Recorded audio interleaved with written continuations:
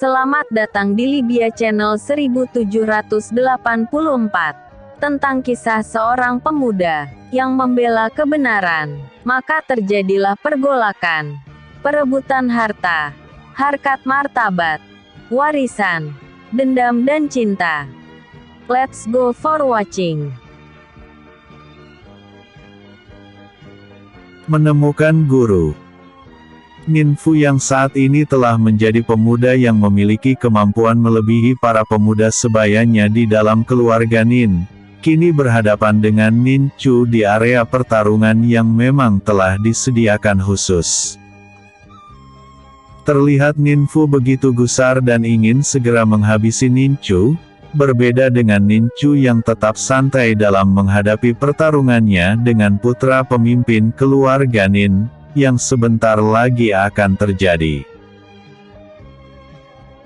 Saat tetua yang memimpin jalannya pertarungan telah keluar dari area pertarungan, yang menandakan pertarungan itu telah dimulai, Ninfu langsung menyerang ke arah Nin Chu dengan tinjunya yang telah dialiri tenaga dalam dari kekuatan ranah tingkat nafas pembuka ke arah Nin Chu, membuat Nin Chu dengan cepat menggeser tubuhnya sedikit ke samping hingga tinju dari Ninfu luput.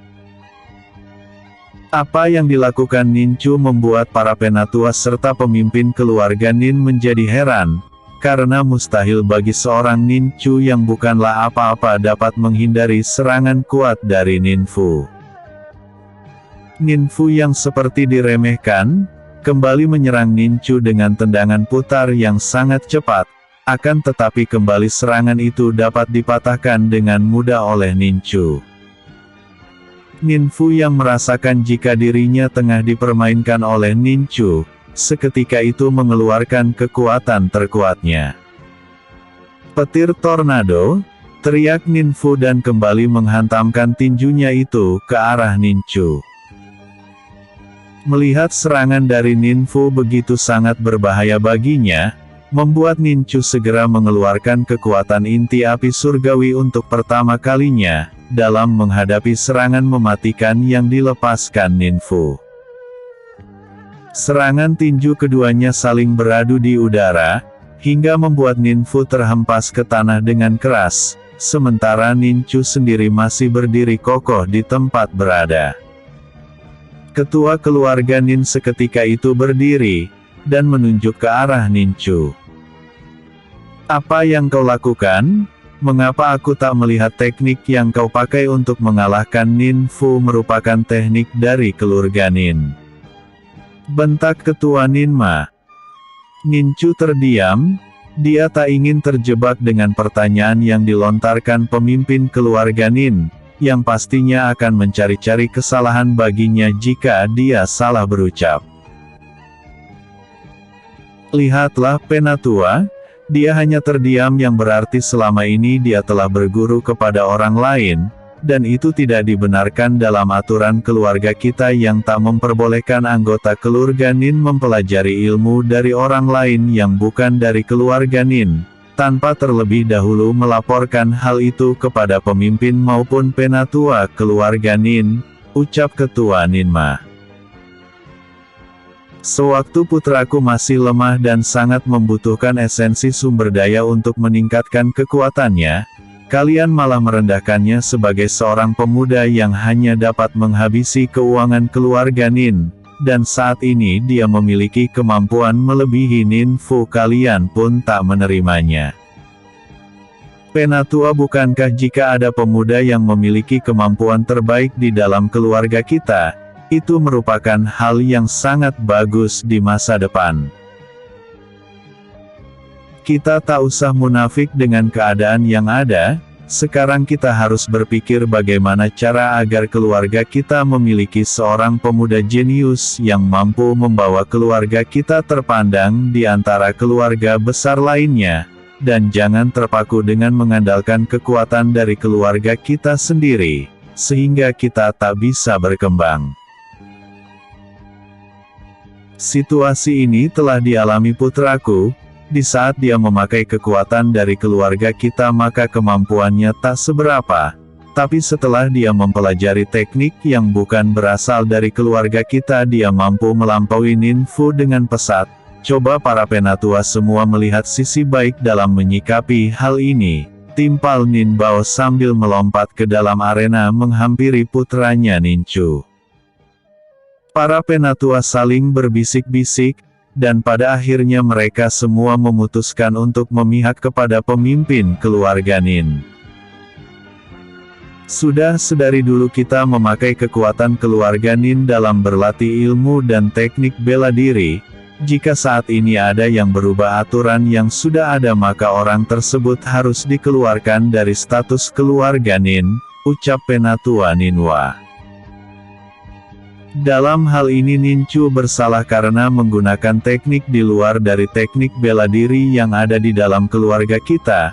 Dan untuk hari ini dan seterusnya Ninchu agak dicoret namanya dalam buku besar keluarga Nin, ucap penatua Ninwa. Jika putraku bukan lagi keluarga Nin, maka hari ini dan seterusnya aku memutuskan untuk keluar dari keluarga Nin, ucap Nin Bao kemudian mengajak Ninchu pergi meninggalkan paviliun keluarga Nin. Nin Bao dan Ninchu menatap dari kejauhan bangunan besar dan megah milik paviliun keluarga Nin, yang telah mereka berdua tempati selama ini hingga harus meninggalkannya hari ini. Setelah cukup puas memandangi bangunan besar tersebut, mereka pun pergi mencari penginapan. Cuer, ada baiknya kita mencari penginapan yang lebih kecil untuk menghemat keuangan kita. Nanti setelah ayah mendapatkan pekerjaan maka ayah akan mencarikan tempat tinggal yang layak bagimu, ucap Nin Bao. Ayah, kau tak usah merisaukan aku karena aku bisa menerima kesusahan ini. Apapun keinginan ayah itu pasti akan kuikuti, jawab Ninchu. Pada akhirnya mereka menemukan sebuah penginapan yang cukup lumayan, dengan harga terjangkau. Nin Bao berusaha mencari kerja demi untuk mencari uang agar dapat membayar pendaftaran bela diri putranya, yang akan diadakan 4 keluarga besar di wilayah Hutang beberapa minggu lagi. Nin Bao saat ini diterima bekerja sebagai seorang penjaga kediaman seorang saudagar besar, karena mengetahui jika Nin Bao dahulunya merupakan pemimpin keluarga di paviliun Nin, maka saudagar itu mengangkat Nin Bao sebagai penjaga pribadi sang saudagar dengan bayaran yang cukup tinggi. Karena sering keluar kota, Nin Bao sering meninggalkan putranya seorang diri dan hal itu membuat Ninchu dapat bebas berlatih untuk meningkatkan kekuatan api inti surgawi yang dimilikinya. Seperti hari ini, Ninchu berlatih teknik kecepatan yang diajarkan inti api surgawi padanya, teknik yang dahulunya begitu sangat luar biasa yang bernama teknik ruang dan waktu, kini dirubah namanya oleh inti api surgawi dengan nama langkah bayangan, membuat Ninchu semakin yakin jika dia telah menemukan guru yang tepat dalam melatih teknik kekuatan yang dipelajarinya dari laki-laki tua berjubah putih. Di saat jeda istirahat, Ninchu bertanya, "Dapatkah aku memanggilmu guru?" tanya Ninchu. "Kau boleh memanggilku guru," ucap laki-laki tua berjubah putih yang ada di hadapannya. "Terima kasih guru," ucap Ninchu dengan bersujud 3 kali di hadapan laki-laki tua berjubah putih itu. Laki-laki tua berjubah putih itu sesaat memejamkan matanya, dan berkata dalam hati, "Aku akan mengajari semua teknik yang pernah aku ketahui saat aku masih bersemayam di tubuhmu Tuan Muda Tin Yu kepada putramu Ninchu. Begitupun dengan teknik meracik pil obat tanpa menggunakan tungku pemurnian, juga akan kuajarkan padanya. Setelah kemampuannya telah mumpuni, maka aku akan membawa Ninchu untuk bertemu dengan pedang penguasa malam, agar pedang itu kelak bisa menjadi teman yang dapat membantu di setiap pertarungannya," batinnya. Setelah menjadikan inti api surgawi sebagai gurunya, Nincu terus berlatih dan mengembangkan diri dengan giat, hingga dalam waktu singkat Nincu dapat menguasai teknik langkah bayangan. Kurasa hari ini sudah cukup aku berlatih. Aku akan pulang ke penginapan karena ayahku akan pulang hari ini dari kepergiannya bersama saudagar Tang. Bersambung.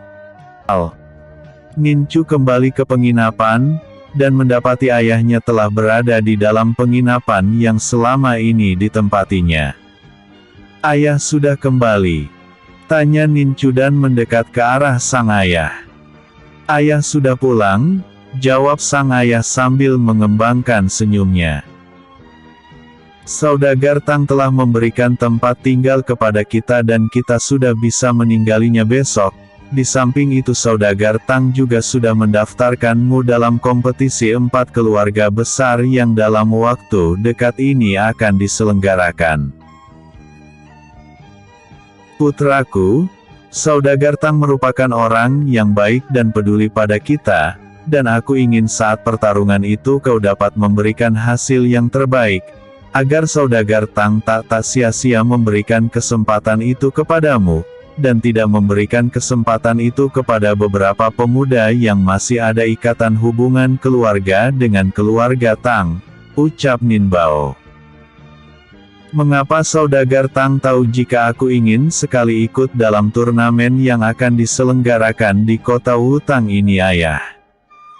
tanya Nincu. "Aku telah menceritakan semua yang telah terjadi terhadap kita, dan bagaimana keluarga Nin mengusir kita sehingga saudagar Tang begitu prihatin akan hal itu.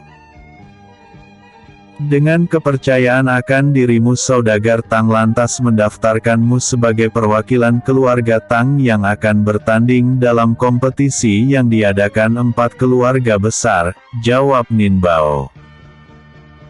"Aku akan melakukan yang terbaik dalam kompetisi itu, ayah, dan aku akan semaksimal mungkin untuk memenangkan setiap pertarunganku," ucap Nincu. "Kau memanglah seorang pemuda harapan Syah di masa depan, yang pastinya kau akan membanggakan ayahmu ini," ucap Nin Bao. Keesokan harinya, setelah selesai mengemasi semua barang-barangnya, Nin Bao mengajak putranya Nincu untuk pergi ke rumah barunya yang diberikan saudagar Tang, dan rumah itu masih berada di dalam lingkungan wilayah keluarga besar saudagar Tang. Nin Bao yang saat ini merupakan tangan kanan sekaligus orang kepercayaan saudagar Tang, diundang khusus oleh saudagar Tang untuk makan malam bersama keluarganya. Dan malam itu Nin Bao mengajak Nincu untuk ikut makan malam dengan keluarga Tang. Sebenarnya Nincu tak ingin ikut dalam acara makan malam itu, akan tetapi desakan sang ayah agar dia ikut bersamanya membuatnya tak bisa menghindar maupun mengelak, dan pada akhirnya dia pun ikut pergi ke ruang utama keluarga Tang. Di meja makan, saudagar Tang telah duduk bersama istri, dan kedua anaknya yang bernama Tang Hao dan Tang Yin. Kedua putra dan putri saudagar Tang masih seumuran dengan Nincu, sehingga saudagar Tang lantas memperkenalkan kedua putra dan putrinya itu kepada Nincu. Acara makan malam diselingi canda tawa dari keluarga Tang dan Nin Bao, yang membuat suasana di meja makan menjadi semarak. Setelah tak ada pembicaraan yang terjadi setelah kedua putra-putri saudagar Tang duluan pergi meninggalkan ruangan itu, saudagar Tang lantas berkata kepada Nincu, "Putraku Tang Hao akan pergi berlatih bersama seorang guru yang telah kupercayai, untuk dapat mengasah tingkat kekuatan yang dimilikinya, dan menjadikannya kultivator tangguh di masa depan, sehingga dia dapat meneruskan usaha yang selama ini aku besarkan." Setelah kepergian Tang Hao mengikuti guru yang telah kupercaya itu, Tang Yin putriku akan sendiri dan tak ada yang menjaganya selagi dia berpergian keluar rumah. Aku ingin kau menjaga putriku selagi di luar rumah dan melindunginya jika terjadi masalah. Nincu selama ini Tang Hao lah yang menjaga adiknya saat di luar rumah, karena karakter Tang Yin yang keras dan tak mau mengalah. Aku begitu sangat mematikannya karena sang kakak telah tak bersamanya. Nincu, aku akan membayarmu untuk melindungi putriku, dan kuharap kau mau menerima tugas dariku ini, ucap saudagar Tang Hao. Sesaat Nincu melirik sang ayah yang berada dekatnya, dan Nin Bao tahu arti lirikan putranya itu yang berarti Nincu menginginkan persetujuan darinya dengan permintaan saudagar Tang kepada putranya. Nin Bao seketika itu menganggukkan kepalanya pelan, yang berarti jika Nin Bao menyetujui permintaan saudagar Tang. Melihat sang ayah mengiyakan perkataan saudagar Tang, hal itu membuat Nincu lantas berkata, "Aku akan menjaga putri Anda dan kupastikan tak akan ada hal buruk yang terjadi kepadanya," ucapnya. "Bagus. Aku suka pemuda sepertimu, Nin Bao, kau sungguh sangat beruntung memiliki putra yang bisa diandalkan seperti ini," ucap saudagar Tang. Pada akhirnya pembicaraan di meja makan pun berakhir, dan Nin Bao beserta Nincu kembali ke rumah yang telah diberikan saudagar Tang padanya. Keesokan paginya, Nincu pergi menemui Tang Yin. "Nona muda, aku ditugaskan ayahmu untuk menjaga nona muda, berarti mulai hari ini aku akan berada di dekat nona muda," ucap Nincu. "Apa? Bagaimana bisa hari-hariku akan bersamamu pemuda dekil dan bau? Aku akan meminta kepada ayahku untuk menjauhkanmu dariku," ucap Tang Yin dengan bahasa tubuh yang begitu merendahkan Nincu. Mendengar hinaan itu darah Nincu mendidih dan membuat tubuhnya bergetar menahan amarah. "Jika bukan kebaikan dari ayahmu yang membuat keluargaku berhutang budi kepada keluarga saudagar Tang, takkan mungkin aku mau berada di dekatmu nona. Dan ingat satu hal nona muda, walaupun aku orang kecil tapi hinaan darimu itu tak akan ingin ku dengar untuk kedua kalinya, karena hanya orang yang tak mempunyai hati dan perasaan yang bisa berkata seperti itu," ucap Nincu. Tang Yin tersentak mendengar perkataan Nincu yang seperti menentangnya, dan dengan sekali teriakan yang keluar dari mulutnya untuk menghajar Nincu, maka puluhan penjaga yang ada di tempat itu langsung menyerang ke arah Nincu. Nincu yang tak ingin terjadi apa-apa padanya, dengan cepat melakukan perlawanan hingga pertarungan pun terjadi. Saudagar Tang dan Nin Bao yang melihat pertarungan itu dari kejauhan hanya diam di tempatnya. Mereka berdua ingin menyaksikan sendiri kemampuan Nincu dalam bertarung. Setelah melihat kemampuan yang ditunjukkan Nincu, saudagar Tang semakin yakin jika Nincu mampu bersaing dengan para peserta dalam turnamen bela diri yang akan diadakan. Di dalam pertarungan itu, Nincu yang tak mengetahui keberadaan ayahnya dan saudagar Tang, langsung mengeluarkan teknik yang dilatihnya selama ini, yaitu langkah bayangan. Nincu tiba-tiba menghilang dari pandangan mata, dan tahu-tahu para penjaga yang menyerangnya seketika itu roboh dan tak dapat bangkit lagi. Flashback. Nincu menggunakan langkah bayangan hingga pergerakannya begitu ringan dan cepat, dengan mengalirkan kekuatan yang dipusatkan di kedua tinjunya. Nincu menghajar puluhan penjaga hingga dalam waktu sekejap puluhan penjaga telah terkapar di tanah. "Apa teknik yang digunakan putramu itu Nin Bao? Hingga mataku sangat sulit melihat pergerakannya," tanya saudagar Tang.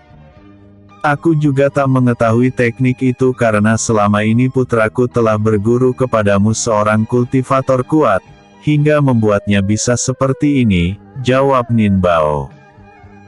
Saudagar Tang menganggukkan kepalanya perlahan, dan mengerti perkataan dari Nin Bao. "Kita pergi dari sini, biarkan mereka berdua yang menyelesaikan masalahnya," sekaligus ajang bagi mereka dalam mendekatkan diri satu sama lain, ucap saudagar Tang sambil berlalu dari tempat itu yang diikuti oleh Nin Bao di belakangnya. Nona muda, kau jangan sekali-kali berbuat seperti itu, dengan menyuruh para penjaga menghajarku. Apa kau tega melihat para penjaga terluka akibat perbuatanmu ini? Tanya Nin Chu. Tang Yin terdiam, dia tak menyangka jika pemuda yang ada di hadapan itu begitu tangguh dalam menghadapi puluhan penjaga yang disuruh untuk menghajar Nin Chu. Agar menghilangkan rasa malu dengan kekalahan para penjaganya, Tang Yin lantas berkata, "Aku ingin ke pasar, dan kau boleh mengikutiku dari belakang dan ingat jaga jarak agar orang-orang tak mengetahui jika aku berjalan denganmu," ucap Tang Yin sambil berjalan pergi meninggalkan Nin Chu. Apa? Dengan mudahnya masalah ini diselesaikan dengan cara seperti ini? Dasar wanita angkuh dan sombong, suatu hari nanti aku akan membalasmu dan memberikan pelajaran bagaimana cara menghargai seseorang, batin Nin Chu dengan rasa kesal di hatinya.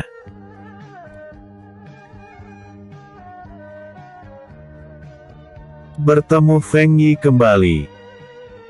Di dalam kota, Tang Yin kembali berulah dengan mencari masalah kepada orang-orang dari keluarga Feng, dengan sengaja ingin membuat Nin Chu yang merupakan pengawal pribadinya, berurusan dengan para pengawal yang mengawal kereta kuda dari keluarga Feng itu. Tang Yin dengan sengaja menyerang salah satu penjaga yang mengawal kereta kuda, hingga membuat para pengawal kereta kuda yang lainnya merasa berang terhadap wanita muda yang tak lain adalah Tang Yin. Akibat kelakuannya itu, para pengawal kereta kuda langsung beramai-ramai menyerang ke arah Tang Yin. Sebenarnya Nin Chu enggan untuk membantu Tang Yin yang sengaja menjebaknya untuk bertarung dengan para pengawal keluarga Feng, tapi Nin Chu tak kehabisan akal, dia pun segera melesat ke arah para pengawal keluarga Tang, kemudian memberikan hormat kepada para pengawal yang ingin menyerang ke arah Tang Yin. "Saya pengawal Nona Tang Yin, putri saudagar Tang. Maafkan atas kelakuan bodoh nona muda saya yang telah menyerang para pengawal semua," ucap Nin Chu dengan menggenggam tinju memberi hormat. Tang Yin begitu marah melihat apa yang telah dilakukan Nin Chu, apalagi ada perkataan Nin Chu yang menyinggungnya dengan mengatakan bodoh. Hal itu memicu Tang Yin menyerah ke arah Nin Chu dengan tinju tangan kanannya. Nin Chu yang ingin memberi sedikit pelajaran kepada nona muda putri saudagar Tang, seketika itu langsung menangkap tangan Tang Yin dan memalintir sedikit ke atas hingga Tang Yin merasakan kesakitan. "Ah! Hentikan Nin Chu, kau telah menyakitiku," pekik Tang Yin. Nin Chu pada akhirnya melepaskan tangan Tang Yin saat melihat seorang wanita cantik turun dari atas kereta kuda. "Bukankah itu Feng Yi?" batin Nin Chu. Belum hilang rasa keterkejutannya saat melihat Feng Yi turun dari atas kereta kuda, tiba-tiba saja dalam sekali kedipan mata Feng Yi telah menghilang dari pandangan mata Nin Chu, dan tahu-tahu sudah berada di hadapan Tang Yin. Plak! Sebuah tamparan keras mendarat di pipi Tang Yin, hingga membuat Yang Yin meringis kesakitan. "Aku masih menganggap pengawalmu merupakan orang baik. Jika tidak maka jangankan kau, seluruh keluarga saudagar Tang pasti akan aku hancurkan," ucap Feng Yi. "Nona Feng Yi, maafkan atas kesalahan nona mudaku," ucap Nin Chu. "Aku akan memaafkan nona muda dari keluarga Tang itu, asalkan kau bersedia untuk menjadi lawan latih tandingku," jawab Feng Yi. "Baik, aku bersedia menjadi lawan latih tandingmu, asalkan kau memberikan beberapa orang untuk mengawal Tang Yin kembali ke rumahnya," ucap Nin Chu. "Baik, Aku akan menyuruh beberapa pengawal untuk mengawal Tang Yin pulang ke kediaman saudagar Tang, jawab Feng Yi. Tang Yin begitu merasa kesal dengan apa yang dilakukan Nin Chu padanya, dengan bersungut-sungut dia pun pulang ke rumahnya dengan diantar 4 orang pengawal keluarga Feng. Nona Feng Yi, kapan dan di mana kau akan menjadikanku sebagai lawan latih tandingmu, biar secepatnya aku menyelesaikan apa yang telah kujanjikan padamu, ucap Nin Chu. Nin Chu, kau tak usah pikirkan apa yang telah aku katakan untuk menjadikanmu lawan latih tandingku, semua ini aku lakukan untuk membebaskanmu dari nona muda saudagar Tang, karena aku melihat jika kau begitu terkekang dengan keberadaannya, jawab Feng Yi. Terima kasih karena kau telah peduli padaku, Nona Feng Yi, sampai bertemu lagi karena ada sesuatu hal penting yang harus aku kerjakan, ucap Nin Chu. Terlihat Feng Yi menganggukkan kepalanya, mengiyakan perkataan Nin Chu. Dengan bahasa isyarat yang dilakukan Feng Yi, pada akhirnya Nin Chu pergi meninggalkan tempat itu menuju ke dalam hutan. Akhirnya aku dapat terbebas dari wanita manja itu, batin Nin Chu. Nin Chu lantas bermeditasi di tempat itu karena dirinya merasakan jika sekarang ini dirinya akan melakukan penerobosan tingkat kekuatan. Cahaya putih seketika itu menyelimuti tubuh Nin Chu yang tengah bermeditasi, dan tak lama kemudian ledakan energi pun terjadi yang membuat Nin Chu menerobos ke ranah ke tingkat kuasa bumi. Nin Chu secara perlahan-lahan membuka matanya, merasakan jika energi di tubuhnya telah bertambah besar dan kekuatannya semakin bertambah kuat. Tak lama sosok laki-laki tua berjubah putih muncul di hadapan Nin Chu. Aku akan mengajarkan kepadamu bagaimana cara menyamarkan tingkat kekuatan, sehingga takkan ada yang tahu tingkat kekuatanmu saat ini. Dengan tingkat kekuatanmu yang telah mencapai ranah kuasa bumi di usia muda, itu sangat berbahaya karena pencapaian yang telah kau dapatkan itu telah melebihi pencapaian dari para jenius yang pernah ada. Sehingga para kultivator kuat yang tak ingin adanya saingan di masa depan, mereka semua akan memburu dan tentunya itu bisa mengancam nyawamu, ucap inti api surgawi. Aku akan belajar cara menyamarkan kekuatan itu darimu guru, ucap Nin Chu. Hari itu Nin Chu belajar teknik menyamarkan tingkat kekuatannya, hingga sore hari pun tiba. Akhirnya aku berhasil menguasai teknik itu, dan sekarang ada baiknya aku pulang ke rumah, batin Nin Chu. Maka berjalanlah Nin Chu keluar dari dalam hutan, untuk menuju ke tempat kediamannya berada. Setelah mandi dan berganti pakaian, tiba-tiba seorang pelayan datang menemui Nin Chu dan mengatakan jika saudagar Tang tengah menunggunya. Nin Chu mengikuti pelayan menuju tempat kediaman saudagar Tang, dan di sana saudagar Tang beserta putrinya telah menunggu kehadirannya. Tanpa basa-basi saudagar Tang langsung menanyakan tentang aduan putrinya mengenai kejadian di tengah kota. Mengapa kau tak membela putriku saat itu dan kau malah membela orang-orang dari keluarga Feng? Ingat Nin Chu, keluarga saudagar Tang tidak semudah itu direndahkan, apalagi dari salah satu keluarga besar yang ada di wilayah Hutang, ucap saudagar Tang. Ceritanya tak seperti itu Tuan, putri Tuan telah menyerang salah seorang pengawal dari keluarga Feng. Jika sampai aku tak meredam kejadian itu maka bisa saja keluarga Feng akan membuat masalah ini menjadi panjang. Apalagi masalah ini merupakan kesalahan mutlak dari putri Anda, jawab Nin Chu. Ayah, apakah kau lebih percaya Nin Chu daripada putrimu sendiri? Dalam hal ini Nin Chu telah lalai dalam menjagaku sehingga dia harus dihukum, ucap Tang Yin. Aku percaya padamu Yiner, dan ayah memberikan hukuman yang pantas bagi Nincu, ucap Saudagar Tang. Saudagar Tang seketika itu menatap ke arah Nincu sambil berkata, "Karena kau telah melakukan kesalahan fatal, maka aku akan memberikan hukuman padamu untuk membersihkan taman di samping bangunan ini selama 1 minggu ke depan, dan akan memotong setengah gaji yang akan kuberikan padamu," ucap Saudagar Tang sambil menyuruh Nincu pergi dari tempat kediamannya. Apa yang menjadi keputusan Saudagar Tang? Membuat Nincu geram dengan ketidakadilan itu. Dengan menahan rasa kesal di hati, akhirnya Nincu pergi meninggalkan tempat kediaman Saudagar Tang. Tang Yin menatap kepergian Nincu sampai hilang di kejauhan, dengan tatapan mata penuh kemenangan. "Akhirnya aku berhasil memberikan pelajaran baginya," ucap Tang Yin dengan senyum yang tak pernah hilang dari sudut bibirnya. Episode sebelumnya, kesal. Episode berikutnya, bertarung dengan leopard api. Dengan leopard api, hari-hari Nincu berubah, dia tak lagi menjadi pengawal putri Saudagar Tang.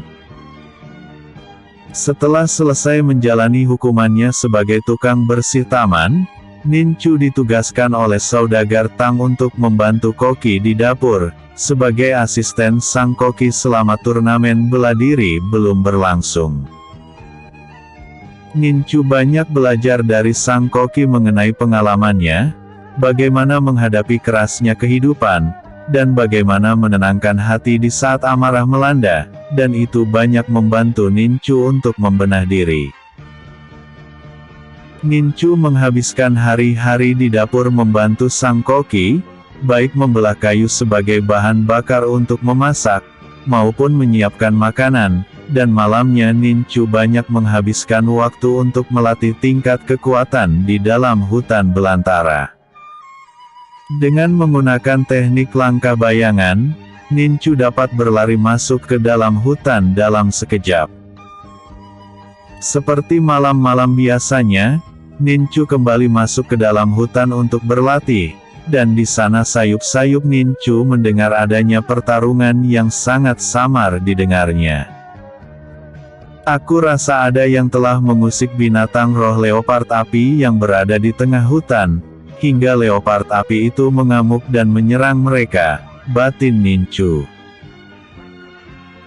Nincu teringat bagaimana dirinya bertemu pertama kali dengan leopard api. Saat itu dirinya yang tengah berlatih tiba-tiba mendengar adanya teriakan-teriakan kecil dari dalam dasar jurang, dan tampak sang induk leopard api tak bisa masuk ke dalam jurang karena dipenuhi dengan air.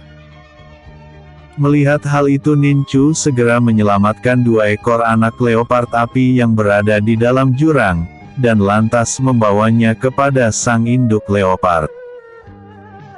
Sang Raja Leopard Api yang saat itu ingin menyerang Nincu pada akhirnya dihalau oleh sang induk leopard, dan membiarkan Nincu di tempat itu dengan cara meninggalkannya pergi.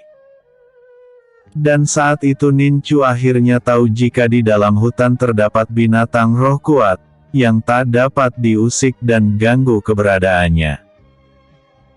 "Aku rasa mereka merupakan orang-orang bodoh yang selalu ingin mengusik ketentraman makhluk hidup, dan tidak memperhitungkan resiko yang akan dialaminya," batin Nincu. Nincu sebenarnya malas memikirkan pertarungan yang terjadi di tengah hutan, akan tetapi rasa penasaran di hatinya membuat Nincu melesat cepat menuju ke tempat asal suara pertarungan itu. Dari kejauhan Nincu melihat banyak wanita memakai cadar yang tengah bertarung menghadapi sepasang leopard api, dan Nincu tahu jika para wanita bercadar itu ingin melakukan hal buruk pada sang leopard api. Syukurlah leopard api itu mampu menghadapi mereka semua, dan para wanita bercadar itu kini yang kewalahan menghadapi sang leopard api, gumam Nincu. Apa yang dipikirkan Nincu terbukti, para wanita yang bertarung dengan leopard api akhirnya menerima kekalahan, dan banyak dari mereka terluka dengan beberapa bagian tubuh yang terbakar. Tiba-tiba saja seorang wanita datang dengan melayang di udara dan langsung menyuruh seluruh wanita bercadar yang ada di tempat itu untuk kembali ke kapal. Sementara dirinya sendiri akan menghadapi sepasang leopard api yang ada di hadapannya. Pertarungan sengit pun terjadi. Tampak terlihat wanita itu mampu untuk menghadapi kecepatan serang sang leopard api, hingga terjadi adu kekuatan di udara. Wanita itu seketika melayang dan mengambang di udara, sambil mengarahkan pedangnya ke depan dan berteriak. "Teknik pedang kristal salju," teriaknya. Maka selarik sinar berwarna biru langsung melesat dari ujung pedang wanita bercadar itu ke arah leopard api.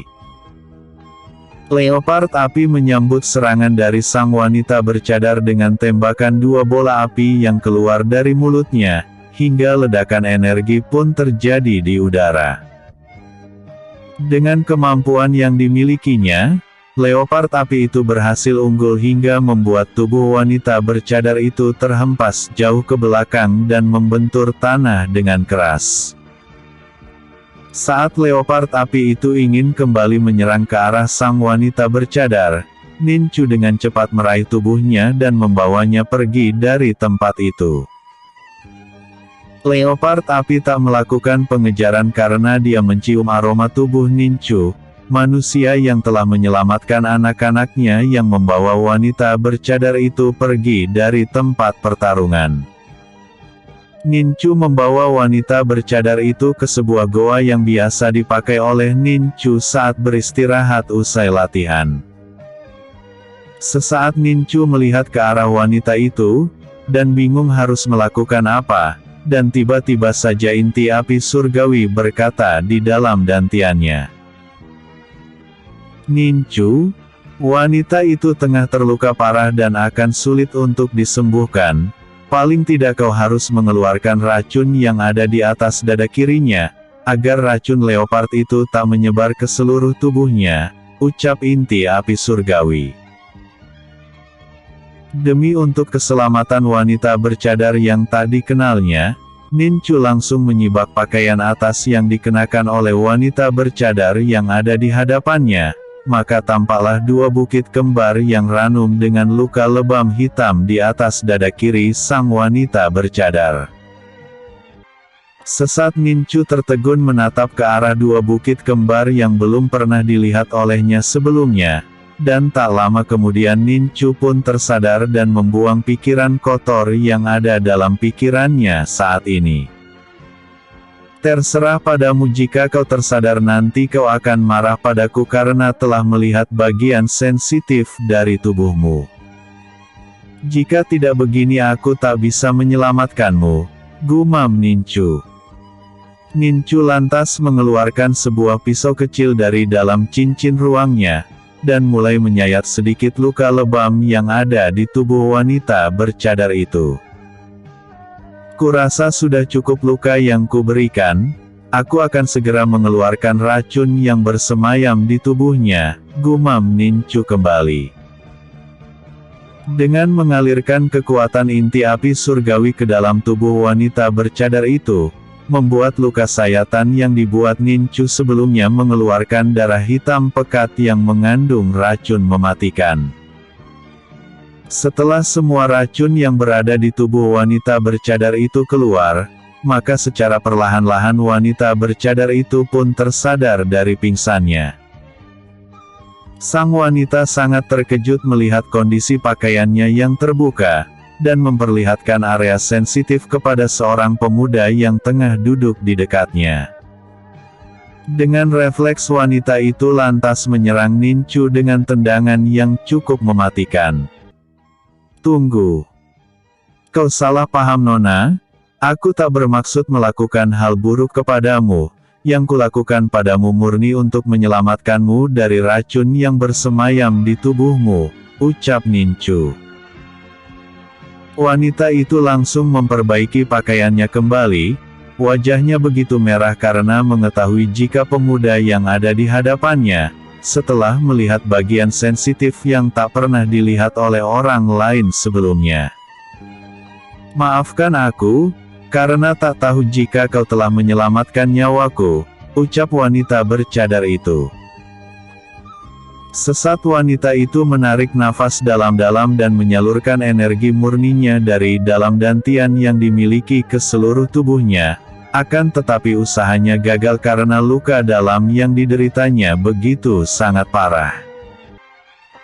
"Aku ingin minta tolong sekali lagi padamu, agar membawaku ke arah timur tempat ini karena di sana terdapat anggota sekte kami yang akan menyembuhkanku," ucap wanita itu.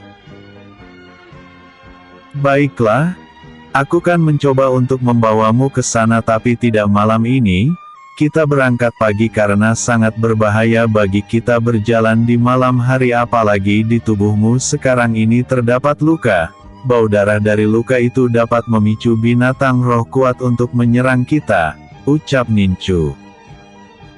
"Baiklah jika kita akan berangkat di pagi hari, perkenalkan namaku Hyunzi dari Sekte Surgawi," ucap Hyunzi. Ninchu menganggukkan kepalanya dan balik memperkenalkan dirinya. "Namaku Ninchu," ucapnya singkat. Bersambung. Episode sebelumnya. Bertemu Feng Yi kembali. Episode berikutnya. Pembicaraan di dalam goa. Pembicaraan di dalam goa. Malam itu perbincangan antara Hyunzi dan Ninchu terus berlanjut. Hyunzi mengatakan jika dirinya merupakan putri dari ketua Sekte Surgawi, yang sengaja mencari leopard api guna mengambil batu inti roh yang ada padanya, dalam meningkatkan kekuatan sang kakak yang berelemen api. Sang kakak tak bisa ikut dalam pencariannya itu, karena saat ini sang kakak fokus dalam latihan untuk menembus ranah tingkat kuasa langit, ucap Hyunzi. "Nona Zi, apakah kau tak sadar jika binatang roh leopard api telah memiliki kekuatan tingkat kelima, yang merupakan tingkat yang sepadan dengan ranah tingkat jiwa?" tanya Ninchu. "Itulah kesalahan kami yang tak menyelidiki dan mencari tahu terlebih dahulu tingkat kekuatan leopard api, hingga kekalahan yang kami dapatkan hari ini," jawab Hyunzi. "Nona muda, setelah kekalahan Anda hari ini, apa yang akan Anda lakukan?" tanya Ninchu kembali. "Tentunya aku akan menyembuhkan diri terlebih dahulu, dan setelah itu aku akan pergi mencari binatang roh yang berhubungan dengan elemen api, karena itu merupakan misi khusus dari ibuku untuk meningkatkan ranah tingkatan kakakku yang merupakan jenius Sekte Surgawi. Nona muda, ada baiknya kau beristirahat, agar esok pagi kita bisa berangkat ke arah timur sesuai dengan tujuan yang Nona muda berikan padaku," ucap Ninchu. "Mengapa kau ingin menolongku?" tanya Hyunzi tiba-tiba. "Nona Zi, selama ini aku tak mempunyai teman, dan hari ini kau telah kuanggap sebagai temanku dan untuk itu aku akan membantumu," jawab Ninchu.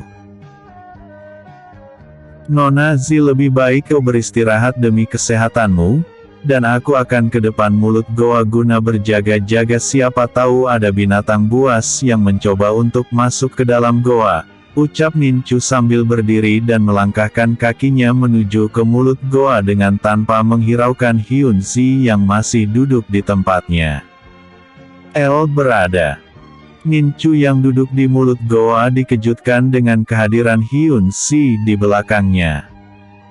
"Mengapa kau belum tidur?" tanya Ninchu. "Aku belum ngantuk," jawab Hyunzi sambil duduk di atas batu di sisi Ninchu.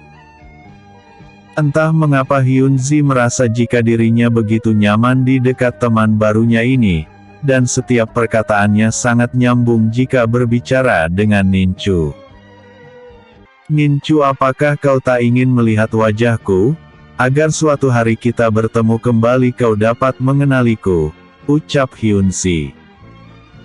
Melihat atau tak melihat wajahmu itu sama saja bagiku, karena aku pasti bisa mengenalimu, jawab Ninchu. Maksudmu? Tanya Hyun-si. Kau adalah satu-satunya teman yang saat ini kupunya, dan tentunya aku dapat mengenalimu dari rambut, fisik, gerak-gerik dan cara berjalanmu, semua itu telah terekam jelas dalam pikiranku, ucap Ninchu. Ha, ha, ha. Terdengar suara kecil Hyun-si mendengar perkataan Ninchu. Kau ini selalu saja membuatku tertawa dengan tingkahmu, Ninchu. Terima kasih kau telah menjadi temanku di saat aku kesusahan seperti ini, ucap Hyun-si. Sudahlah kau tak usah pikirkan itu karena tugas teman adalah membantu teman yang berada dalam kesusahan, jawab Ninchu. Ninchu lihat aku, ucap Hyun-si sambil menyikap cadar yang berada di wajahnya. Ninchu tertegun melihat wajah cantik yang berada di hadapannya, dan hatinya pun mengakui jika sosok Hyun-si merupakan wanita tercantik yang pernah dilihatnya. Kau telah melihat wajahku sedekat ini, dan aku tak ingin jika suatu hari kita bertemu lagi kau tak mengenaliku, ucap Hyun-si sambil memakai cadarnya kembali. Ha, ha, ha. Bagaimana mungkin aku bisa melupakan wajah cantikmu, sementara saat ini wajah cantikmu itu telah mengisi pikiranku, ucap Ninchu dengan sedikit menggoda Hyun-si. Mendengar godaan Ninchu membuat Hyun-si berdiri dan melangkahkan kakinya masuk ke dalam gua. Aku akan beristirahat karena mataku telah ngantuk, ucap Hyun-si. Pagi hari sebelum matahari terbit, Ninchu telah membawa Hyun-si di dalam gendongannya dan berlari ke arah timur.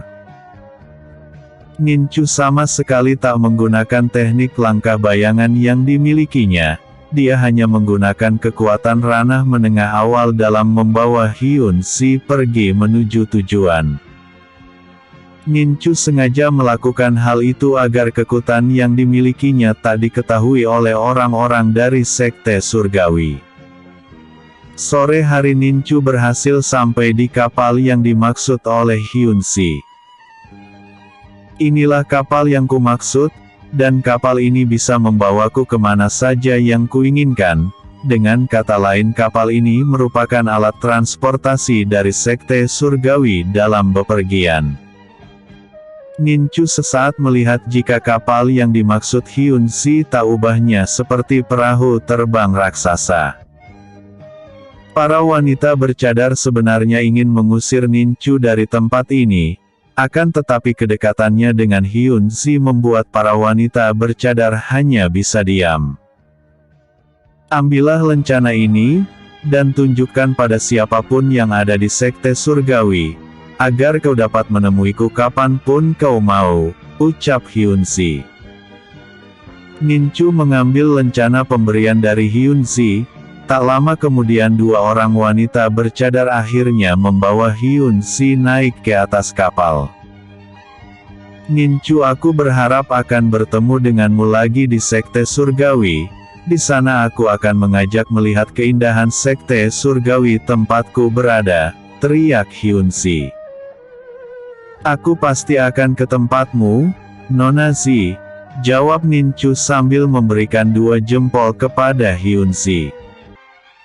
Setelah Hyun-si berada di atas kapal maka kapal itu pun terbang ke udara dan tak lama kemudian menghilang di balik awan. Ninchu kembali ke kediaman saudagar Tang, akan tetapi baru saja dia memasuki pintu gerbang Tang Yin kembali berulah yang membuatnya harus terkena hukuman dari kepala penjaga keluarga Tang. Wanita ini benar-benar ingin selalu mencari masalah denganku. Baik, jika kau memang ingin seperti itu maka aku akan membuatmu jatuh hati padaku, dan aku akan membuatmu merasakan bagaimana rasanya sakit hati itu, batin Ninchu. Hari-hari telah dilewati Ninchu sebagai wakil koki keluarga Tang. Ninchu sama sekali tak menolak jika ada keinginan dari Tang Yin yang selalu ingin mengerjainya. Dengan keramah tamahan serta senyuman yang selalu melekat di bibir Ninchu dalam melakukan perintah Tang Yin, membuat wanita muda itu mulai luluh dan tak melakukan hal buruk padanya lagi. Hingga pada satu waktu Tang Yin meminta pada Ninchu untuk menemaninya pergi ke acara ulang tahun seorang anak dari keluarga Tao yang bernama Tao Xiao. Ninchu, malam nanti aku ingin kau menemaniku ke acara ulang tahun Tao Xiao dari keluarga Tao.